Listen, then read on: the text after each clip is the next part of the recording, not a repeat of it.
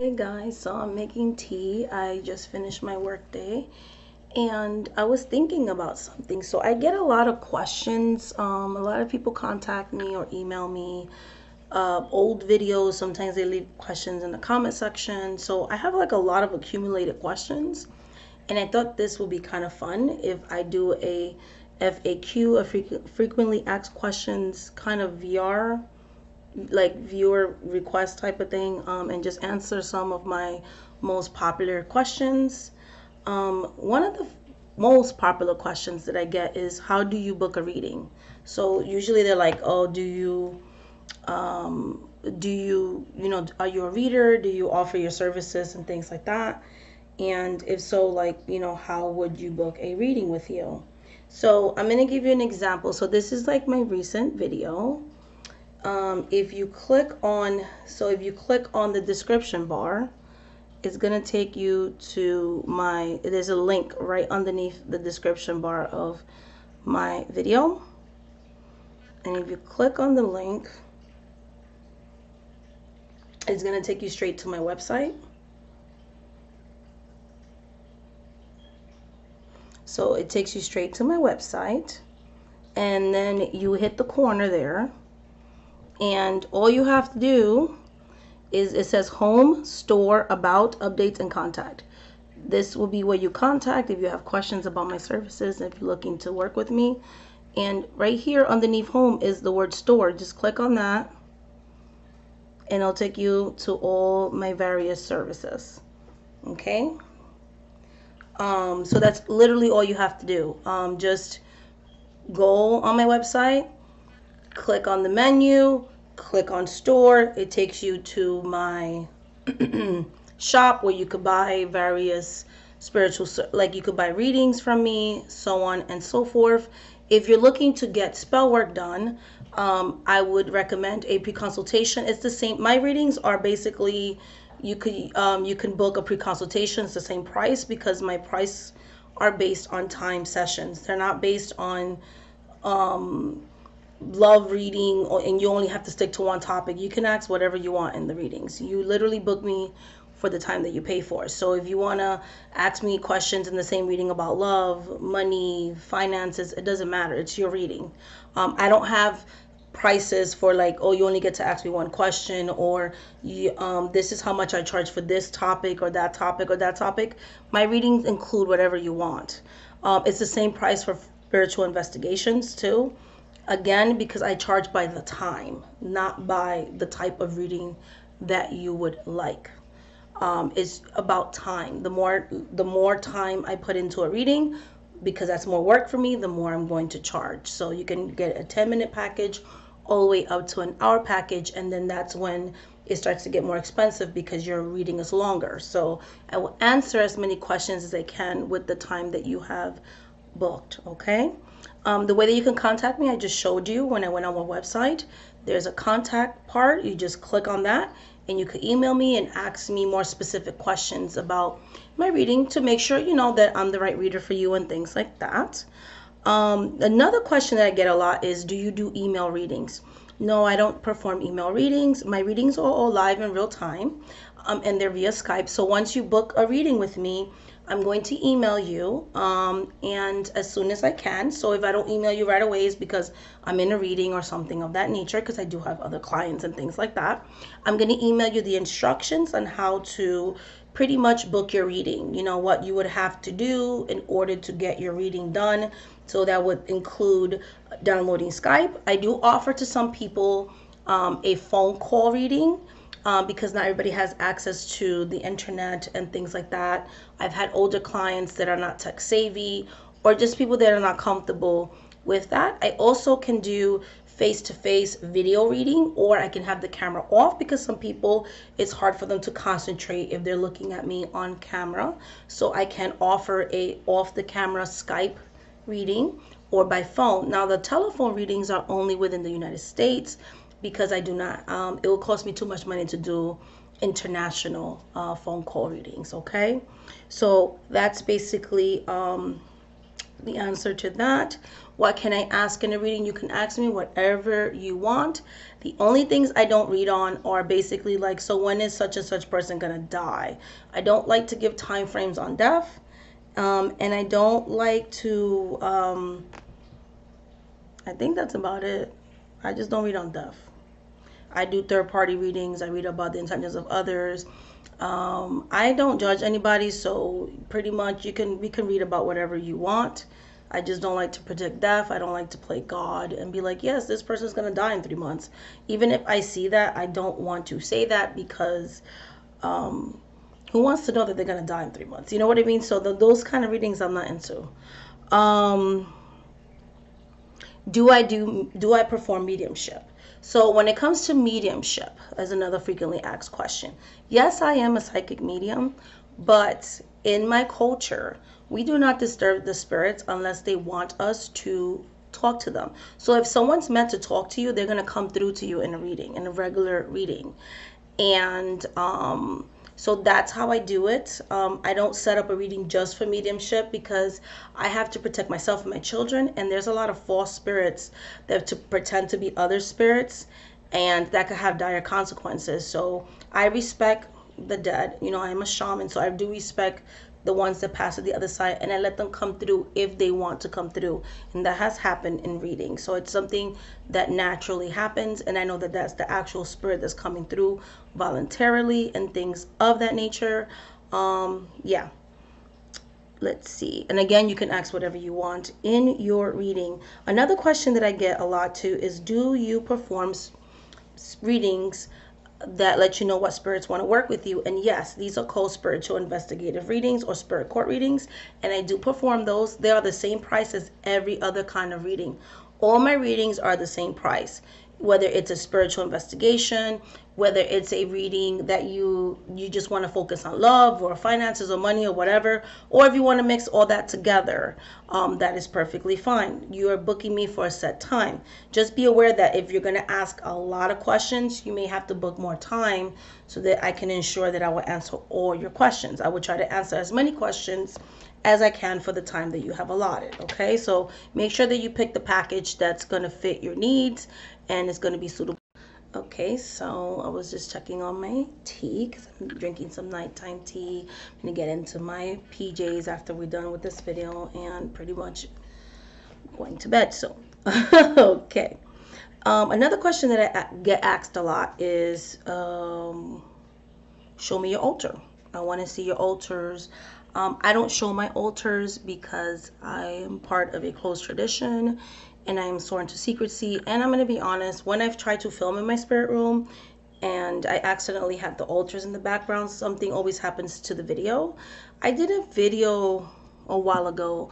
I'm going to try to link it to this video. I have a lot of spiritual activity. I literally have on video a lot of the orbs. You can actually see orbs in my video. I have a lot of spiritual activity outside of my spirit room, so it is just best that I don't film in the room because the spirits literally mess up my technology. Like, they don't want to be on camera, and because we have a working relationship, I'm going to respect them if they don't want to be on camera, you know, because sometimes spirits like for things to be done in secret. They don't like to be sacred things to be shown and shared with everybody, you know, and I have to respect their privacy and I have to respect them because at the end of the day, we have a working relationship. They're part of my spiritual family and I have to respect that. Do you teach people? Yes, I have taught people about the various traditions that I practice. For instance, I had a bout with hoodoo courses and ended up having to I had started my first bout in December and I had announced it like I think over the summer or something like that, and it got sold out. And then so because of popular demand, I had a second one, which is this year, March of 2020, next month. And all those seats and all those spots got taken. So I was asked, please, please, please do another one. So I have a third one in August and those seats got taken. So there's not going to be any more hoodoo classes in 2020 because that's a lot. Like when I do the courses, they're 2 months of intensive teaching and sessions and reading and all that kinds of stuff. So I'm not just like, I really take it seriously, and it's 2 months of dedication every time I do these classes with each individual student, because I'm teaching you guys individually. You get that one-on-one time with me. And so that takes a lot of time. So I can only do that but so many times a year. So we had just finished ours, and I've had a couple of weeks to recuperate, and that's been awesome. But then once the hoodoo courses were done, I started the ancestral healing, which I'm almost done with those. Because I also started a ancestral healing workshop, which is different than the hoodoo courses. The ancestral healing workshop doesn't only deal with one specific spiritual path. So you can pretty much, what I teach you, you can kind of adjust it and use it on whatever spiritual path, witchcraft, Wiccan, whatever spiritual path you're in, you can use these techniques, healing techniques for it, and adapt it to your practice and things like that. And those are individually made rituals that are for you, that spirit and your spirit guides kind of tell me this is the kind of rituals I want them to perform to, so they can do self-healing and things like that. So that one I just did in January. I'm finishing up the first one. I have another group in May, and all those spots got taken as well. I don't know if I'm going to be able to do a third bout. If I do, it's going to be in the fall, because it's just so many classes. I can only do but so many workshops and classes at once and stuff like that. So do I teach people things? Yes, I do. I've started to do that. Do a spell on camera. So I've gotten that question a lot too. I don't share my spells on camera. I don't share sacred altar space or the offerings that I give the spirits. I won't feed spirits on camera. When I got initiated to various paths, I was sworn to secrecy, and I have to respect that, because if I break that oath, I'm not only breaking that oath to my spiritual elder, I'm breaking that oath to the spirits, and I'm not going to be doing all that. So I'm not going to ever disrespect my spirits. At the end of the day, they are the backbone of my practice, and they are the ones that help me. Together we have gotten to where I am now, and they're going to help me get to where I need to be in the future. So I have a lot of respect for them. Do I predict the future? Yes. I am a psychic person. I can see into the future. I'm a seer. So my readings are predictive. Like, I will connect with you, the past, present, and future. I'll give you time frames. I channel the thoughts of others. I have had spiritual communications with spirits from the other side, so I do have mediumship. Also, someone who can do shamanic healings, shamanism, like I practice shamanism, and I can heal you with my shaman skills and things like that. I am part Arawak Taino Indian, so that comes from that lineage. And I can do all those kinds of things, past life healings and all that kind of stuff, and energy exchanges and all that kind of stuff, because people ask me that all the time and things of that nature. Am I accurate? Yes, I have a 99.99% accuracy rate. No one is 100% accurate. If somebody tells you that, they're lying. But I am pretty much close up there, you know. And I already answered what I don't, is there anything I won't read on? Deaf. Do I do free readings? No, I do not do free readings. I did when I first started on my spiritual path, because I feel like that's important. I did practice on others. I did practice on myself, people that I knew, and then I started practicing on strangers, just because it's one thing to read people you know, and it's another thing to read strangers. And when I started to see, like, yeah, I really have this gift and things like that, then after a while I did go professional when I felt I was ready to do that. And because I've taken a lot of work to get here, it is the way I support my family. It is my main source of income. It is my full-time job. I feel like I should be paid for my services and things of that nature. I don't even read family members free or anything like that either, or friends. Like, if a friend asks me to do a reading for free, I'm not gonna do it. Like, which they don't even ask me for anyways, because they know I'm not gonna do it.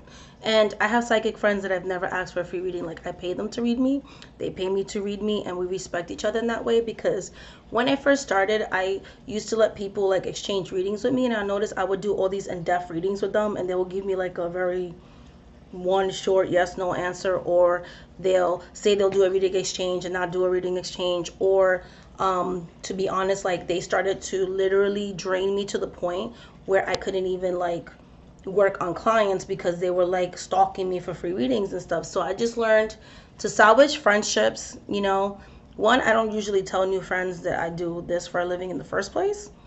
And if they do find out, I tell them, you know, you have to book me like everybody else, because I just noticed that some people just, I'm not saying all my friends do that, but like there's people that will take advantage of you. So that's something I learned from the get go. Like, no, I do not do free readings. And there's people that do, and that's perfectly fine. But because I do this professionally, I want to save my energy for those that are actually paying for my time. Because those are the people that help me to sustain my family and things like that.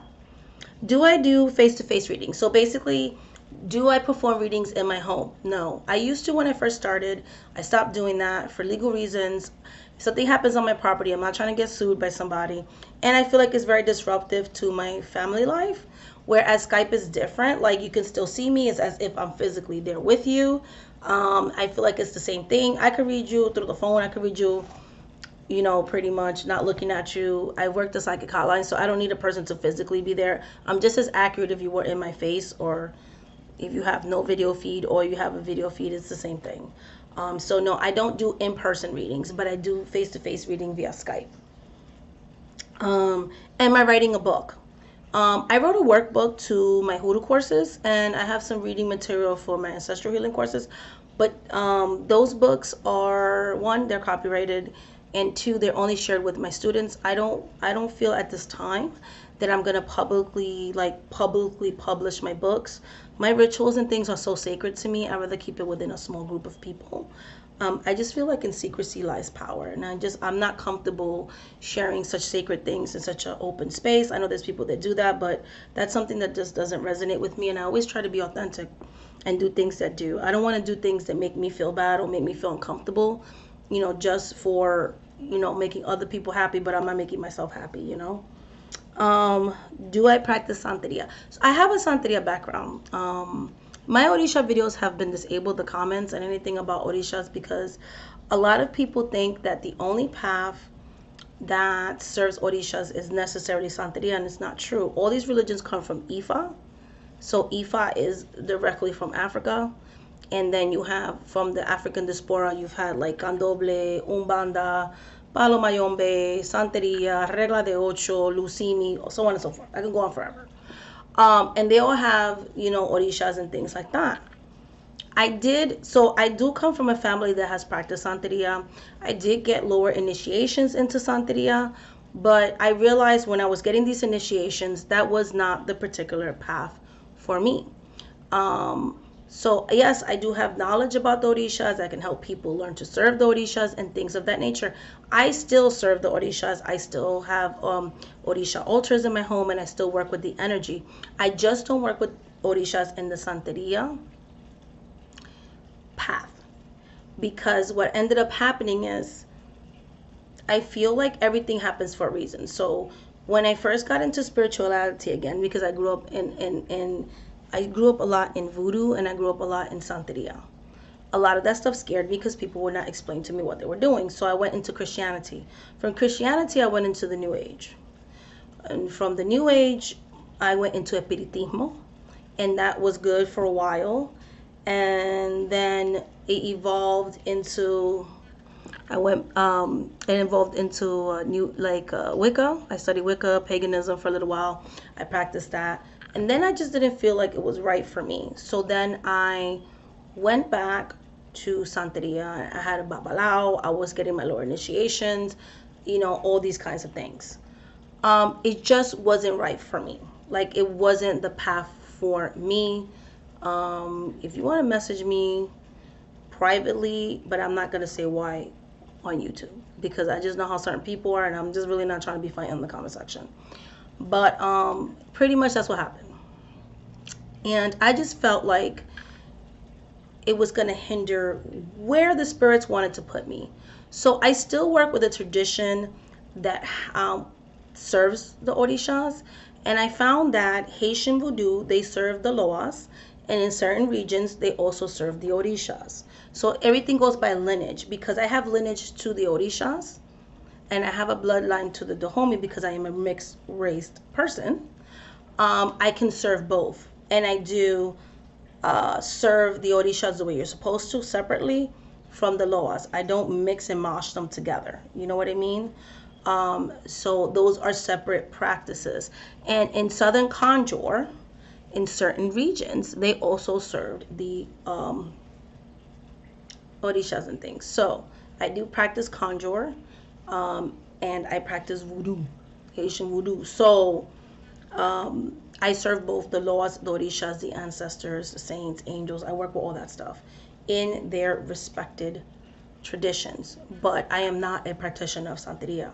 I started out that way, and I've since found that Haitian voodoo, I can incorporate a lot of things in Haitian voodoo, and it just is more of the path that I'm supposed to be in. It's the path that has called to me, is the path that the spirits have revealed to me, but I still respect Santeria. I still have knowledge in Santeria. I can still help people to get them where they need to go when it comes to their orishas, if that makes sense. But no, I am not a Santera anymore. Like, yes, I'm a Santera technically because I got lower initiations, but I'm not practicing Santeria at this time. It is not something that calls to me, but again, I do respect it, okay? Let's see. How old am I? A lot of people ask me that. I am 40 years old, born in 1979. Do I have a matron and patron God? So I believe in one God, Olundumbare. Okay, and Olufin. And basically, I served Orishas, Loas, angels, ancestors, but I believe in one God, so I'm monotheistic.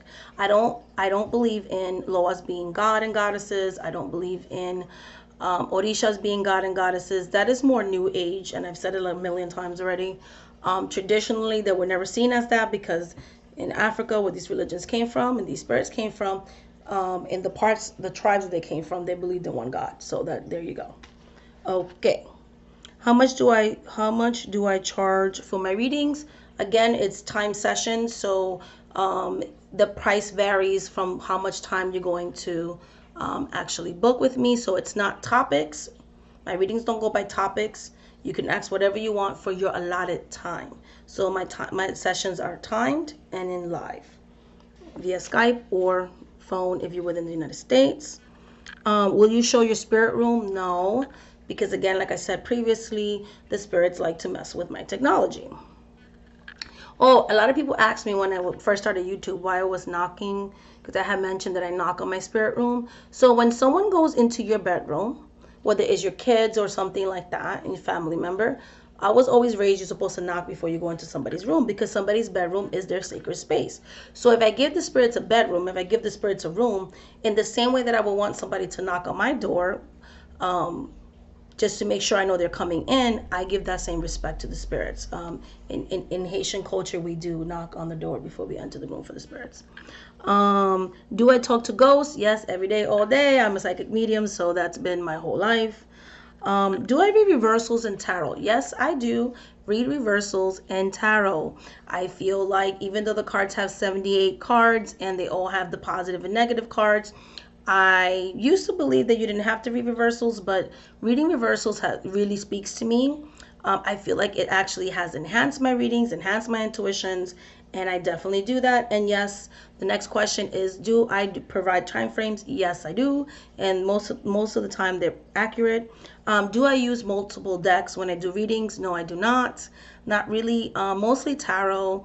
And things like that. Rarely I would use sometimes maybe Oracle, but that's not always the case. But most of the time I'm using tarot, and I have 6 decks that I rotate and I do my professional readings are. So I have 6 working decks, but I use one at a time, and I usually rotate them out once a month. Do I do more intuition, book knowledge, or psychic kits? When I do readings, I read psychically.